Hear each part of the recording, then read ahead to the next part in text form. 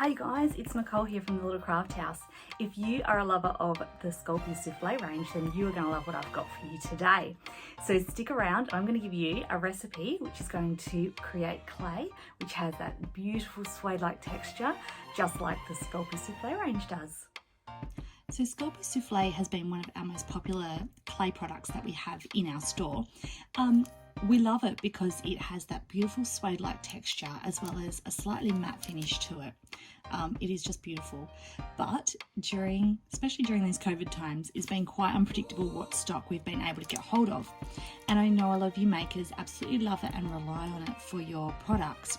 So kind of by accident, I was able to create a bit of a recipe to imitate the Sculpey Souffle feel. So I'm going to tell you how I did it. My secret ingredient is Polymer leather. Now, Polymer leather, I've done a whole YouTube tutorial on Polymer leather, so if you haven't seen it, go and check it out. Polymer leather by itself is an awesome product. It is like an imitation leather, so the thinner you roll it out, it will be flexible and has that leather feel to it. So by adding Polymer leather to your Sculpey Primo or your Sculpey 3, then you can create that souffle feel. So let's get started and I'll show you how. So these three beautiful colours here were created using my leather and Sculpey mix. So this one here was a combination of pearl green and black as well as some grey Polymer leather. This one here was, now I always get stuck on this name, is it Cayenne? The Primo Cayenne with the Polymer leather rust. And this one here was a Sculpey 3, just orange, as well as the Polymer leather rust as well. And now the good thing is Sculpey 3 by itself is quite soft and the Polymer leather is a little bit tougher. So mixed together, it does create a much better consistency. I'll put them to the side.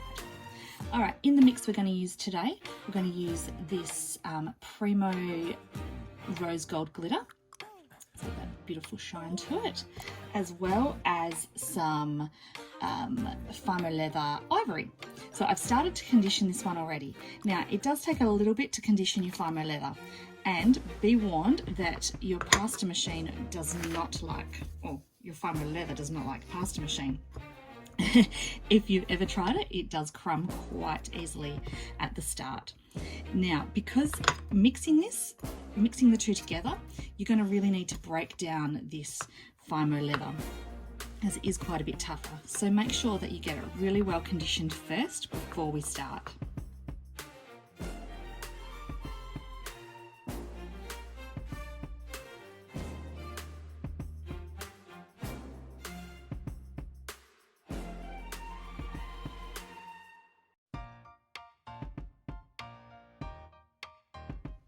So my general recipe for this mix is 1 part Polymer leather to 2 parts of your other clay.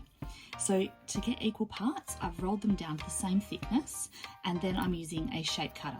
This will give you an even amount for both pieces. Now, Polymer leather being that tougher, the cutters don't tend to like going through it that well, but we're just going to get as close to it as possible. There we go, it's not too bad. So 1 of those and 2 of these.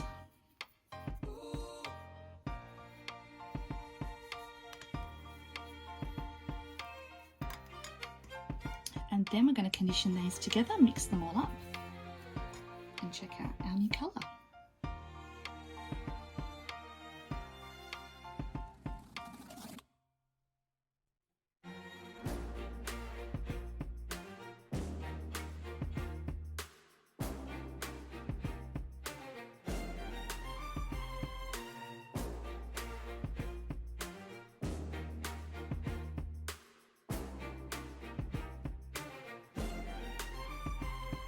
So something just to bear in mind as well while you're colour mixing is that you are adding different colours to your clays. So you're not going to get the exact same colour that you started out with.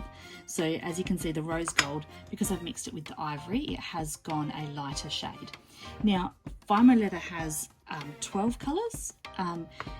were available here in Australia. I'm not sure if there's more internationally, but 12 colours. So you are able to colour match most colours so that you won't change it too much. But other than that, you can just use it within a normal colour mix, as long as you keep that sort of 2-to-1 ratio to give you that souffle feel.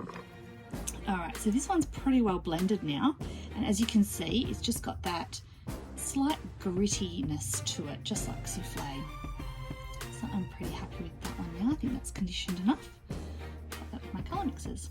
So yeah, I hope you guys enjoyed that little tutorial, and I hope that this will help you out in any future clay shortages that we have. Don't forget to tag me in any of your posts on social media if you use this colour recipe. Thanks for hanging with me today, and I shall see you next time. Bye!